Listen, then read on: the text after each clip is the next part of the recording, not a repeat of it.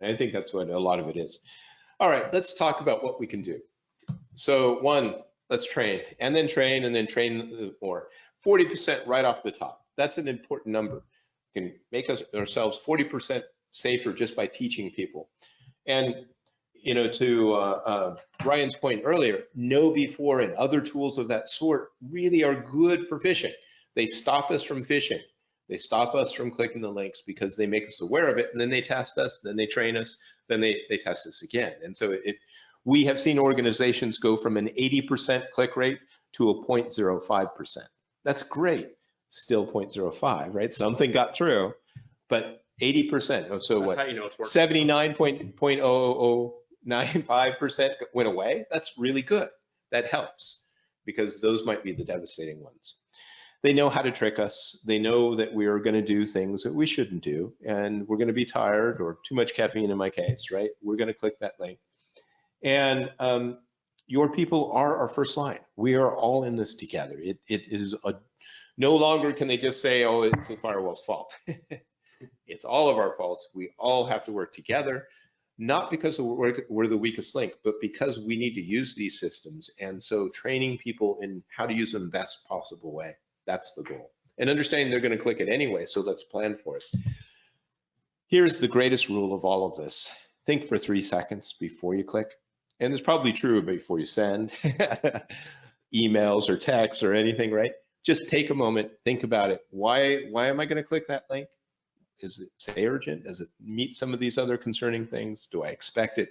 Ask yourself those questions before you click the link. And to Alex's point, do not click as default, right? Don't click as default. Do not click as default. Steps to help stop spear phishing. Do not rely on a single layer of security. Okay, defense in depth. We'll talk about that in a second. Perform cyber incident response drills. Let's train. It's like we train for hurricanes and everything else. And, you know, unfortunately, disasters. Let's also look at this like a potential disaster. Conduct ongoing security awareness training. Let's make people aware that these things are happening. You know, some of the ones we showed you today were real examples from things we've seen recently. Keep all equipment and software current, patching and patching and patching, but also replacing older systems as we can so that we close those. And once again, the first rule, train, train, train. Second rule, train, but then block DNS and at the firewall.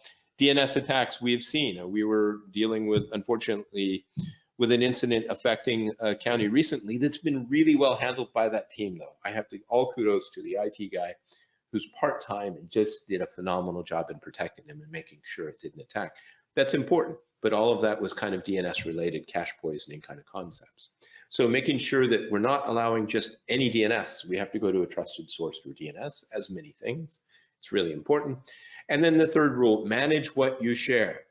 Stop oversharing. Don't help the bad guys. We don't need to give them everything and then make it easy. And then, oh, by the way, we're going to be out of office that day. It really is something we have to make difficult for them. And we're going to talk about monitoring and monitoring and monitoring some more because we want to know when these things are going on. Training, absolutely important. Training, training, training, whether it's cyber hygiene or it's defense training for ITs and professionals so that we know how to teach everybody about cyber hygiene, but also what other layers to do and how to do things like tiered Active Directory structures and don't use your super user password for your admins and then checking your email, right? You have to be, if you're an IT person with those kind of credentials, you should be 3 people, right? Here is where split personality is a good thing. And then also we have to plan